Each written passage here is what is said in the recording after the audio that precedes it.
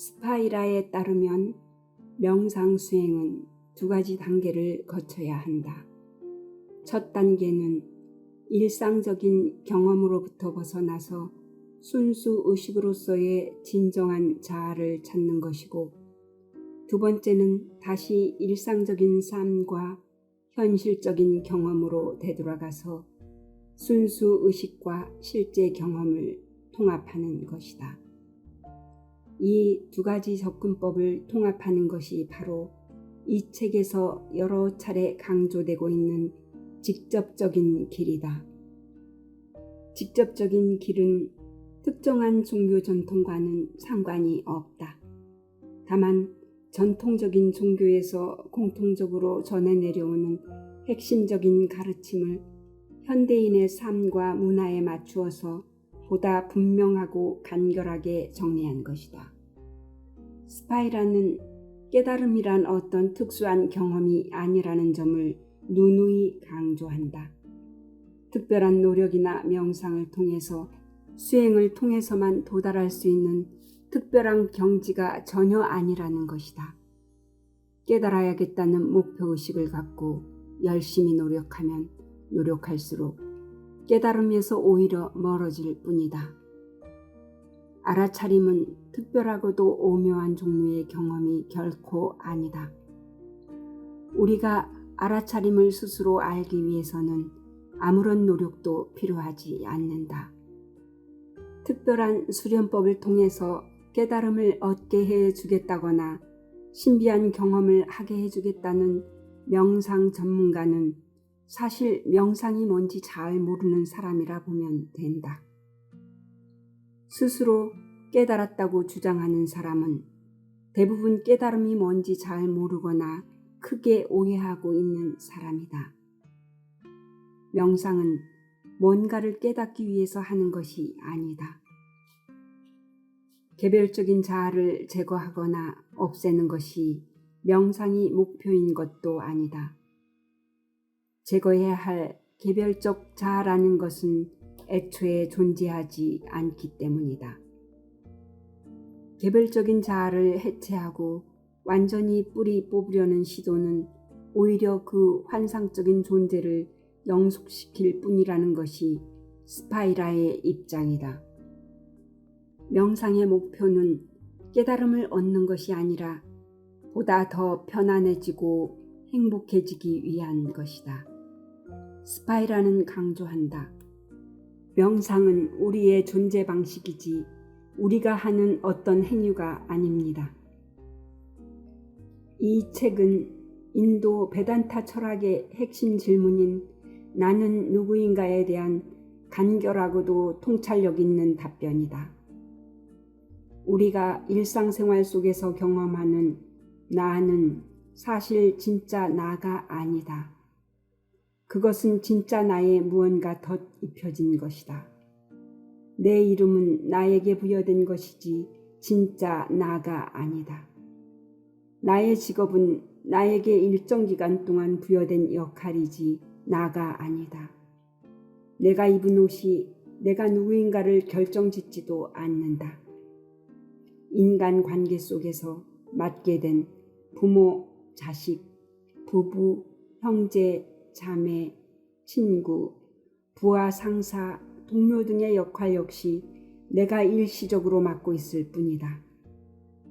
내 집, 내 차, 내 오디오, 내 전화기, 내 컴퓨터, 내 캠핑 장비, 내 자전거, 내 운동기구 역시 다 내가 잠시 갖고 있는 것이지 나 자신이 아니다. 내게 부여된 모든 것, 내가 맡은 모든 역할, 내가 갖고 있는 모든 것, 이 밖에 나를 한정짓는 모든 것을 다 제외하고 남는 것이 진짜 나다. 그 진짜 나의 다른 이름이 곧 알아차림, awareness이다. 내가 이러저러한 역할을 맡고 있고 이러저러한 것을 갖고 있으며 이러저러한 경험을 하고 있음을 늘 알아차리고 있는 존재가 곧 진짜 나다. 내가 어떤 행위를 할 때 그 행위가 일어남을 알아차리고 지켜보는 존재가 곧 진짜 나다. 이 진짜 나를 알아차리는 것은 전혀 어려운 일이 아니다. 늘 알아차리고 있다. 다만 잊고 있을 뿐. 뒤의 배경에 늘 있다. 나는 이것을 배경자아라 부른다. 스파이라가 이 책에서 영화 스크린에 비유하는 것이 곧 이 배경자아다. 지금 한 손으로 휴대폰을 들고 바라보라. 내 손 안에 있는 휴대폰, 이것은 분명 나의 휴대폰이다. 그러나 이 휴대폰이 곧 나인 것은 아니다. 그저 내 것일 뿐 나는 아니다. 내 휴대폰은 나의 어떤 본질적인 한 부분을 이루고 있지 않다. 휴대폰이 고장나거나 파손된다고 해서 나라는 존재의 일부가 훼손되지는 않는다. 휴대폰을 잃어버린다고 해서 나의 본질적인 어떤 부분이 사라지는 것도 아니다. 휴대폰을 바꾼다 해서 나의 본질적인 부분이 바뀌는 것도 아니다. 내가 지금 입고 있는 옷, 내가 사는 집, 내가 운전하는 차, 나의 지위, 나의 권력, 나의 이미지, 나의 명예, 나의 체면, 나의 업적, 나의 사업, 그 밖에 내가 소유하고 있는 모든 것 역시 휴대폰과 마찬가지다. 이런 것들은 내 것이기는 하지만 나인 것이 아니다. 나의 이름, 직업, 나이, 성별, 성격, 몸, 생각, 감정, 기억, 특성, 행동, 습관, 인간관계 등도 모두 마찬가지다. 이런 것들은 모두 다 내 것에 불과한 것이고 나에 관한 것일 뿐 그 자체가 곧 나인 것이 아니다. 내가 소유하는 것, 그 어떤 것도 진짜 나라고 할 만한 것은 없다. 그럼에도 불구하고 대부분의 사람들은 내 것과 나 자신을 구분하지 못한다. 내 것을 곧 나라고 착각한다. 말하자면 내 손 안의 휴대폰이 곧 나라는 착각을 하고 살아가고 있는 것이다. 이 엄청난 착각으로부터 수많은 번뇌와 괴로움과 두려움과 분노가 발생한다. 이 착각이 편도체를 필요 이상으로 과도하게 활성화시킨다.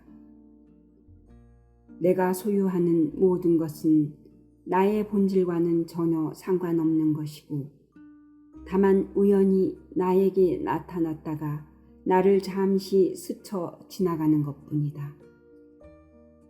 내 생각도 나의 감정도 내 것일 뿐 내가 아니다. 내 생각이나 감정은 나에게 일어나는 사건일 뿐 내가 아니다. 나의 경험, 감정, 생각, 기억, 느낌 모두 다 마찬가지다. 이것도 내가 아니고 저것도 내가 아니다. 내가 알아차릴 수 있고 설명할 수 있고 인식할 수 있는 것들은 모두 다 내 경험과 인식의 대상일 뿐, 즉 내가 지닌 어떤 것일 뿐 나 자신이 아니다. 일상적인 관념에서 나의 일부라고 믿었던 것을 하나하나 살펴보면 나라고 할 만한 것은 하나도 없다. 그렇다면 나는 어디에 있는가? 다시 손에 있는 휴대폰을 바라보라. 휴대폰은 내가 아니다. 하지만 이 휴대폰을 바라보고 인식하고 경험하는 주체는 분명히 있다. 그것이 바로 나다. 휴대폰이 나인 것이 아니라 휴대폰을 바라보는 것이 나다. 휴대폰이라는 대상을 경험하는 주체가 곧 진짜 나다.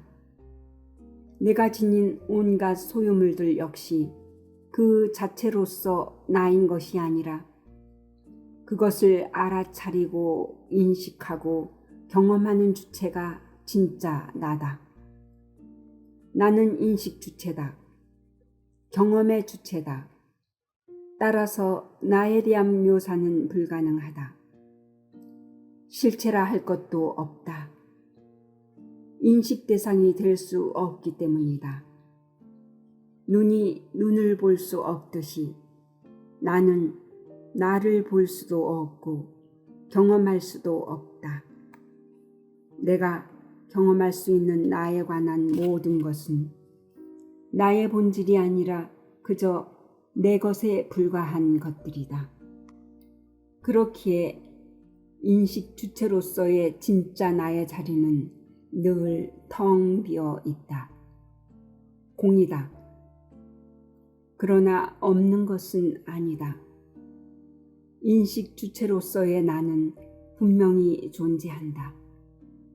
없는 것이 아니라 늘 있다. 그러나 비어 있다. 텅 빈 곳과도 같다. 공간이 있어야 사물이 존재할 수 있게 된다. 우리가 볼 수 있고 느낄 수 있는 것은 사물일 뿐이지만 그러한 사물의 존재를 통해 우리는 공간이 존재한다는 것을 안다. 존재하는 모든 사물들의 배경에는 공간이 반드시 존재한다. 마치 존재하는 모든 소리에는 고요함이 배경으로 존재하는 것과 같다. 공간이 고요함은 모두 텅 비어있는 배경과도 같은 존재다. 텅 비어있는 배경으로서 늘 거기 그렇게 존재하는 것이 바로 나다. 그것이 배경자아다. 텅 비어있는 그 자리는 알아차림이 자리이고 명료한 의식이 주체로서의 배경자아다. 이게 진짜 나다. 인식의 주체는 경험의 대상이 아니기 때문에 묘사나 설명이 불가능하지만 무엇인가를 인식하고 있다는 것을 알아차리는 순간 인식의 주체의 존재는 부정할 수 없게 된다. 나는 인식 대상으로서가 아니라 인식 주체로서 늘 거기 그렇게 존재한다. 제법무아의 가르침이 인식 주체까지 부정하는 것은 아니다. 제법무아에서 내가 없다, 이것도 저것도 내가 아니다 라는 것은 인식 대상으로서의 내가 없다는 것일 뿐이다. 제법무아가 부정하는 것은 인식 주체로서의 진짜 나가 아니라 인식 대상으로서의 나에 관한 어떤 것들일 뿐이다. 제법무아임을 깨닫고 알아차리는 진짜 나까지 부정하는 것이 아니다. 우파니샤드식으로 이야기하자면 아나타를 통해서 진정한 아트만을 발견할 수 있다는 것이고, 선불교식으로 말하자면 불성이나 본래 면목을 발견함으로써 나라는 자리가 텅 비어 있음을 깨닫게 된다는 것이다. 결국 같은 이야기를 두 가지 방식으로 하고 있는 것뿐이다. 내 생각이나 감정이나 느낌이 곧 내가 아니라 나에게 일어나는 일련의 사건들이라는 것을 분명히 깨달을수록 나는 그러한 것들에 휩쓸리지 않고 한 걸음 떨어져서 바라볼 수 있게 된다. 인식 주체로서의 나는 늘 고요하고 평온하고 흔들리지 않는 존재라는 것도 점차 분명하게 알 수 있게 된다. 홍수가 나서 세상이 휩쓸려 내려가도 나는 물이 닿지 않는 모래섬에서 한 걸음 떨어져서 홍수를 바라볼 수 있게 된다. 이것이 바로 나 자신을 섬으로 삼고 피난처로 삼아 의지한다는 뜻이다. 역자로서 한 가지 바람이 있다면 이 작은 책이 우리나라 명상 문화가 신비주의와 종교로부터 탈피하는데 조금이라도 도움이 되었으면 한다. 특히 명상이 마음 챙김 일변도에서 벗어나서 보다 많은 사람들의 몸과 마음의 건강에 도움을 줄 수 있는 계기가 되길 바란다.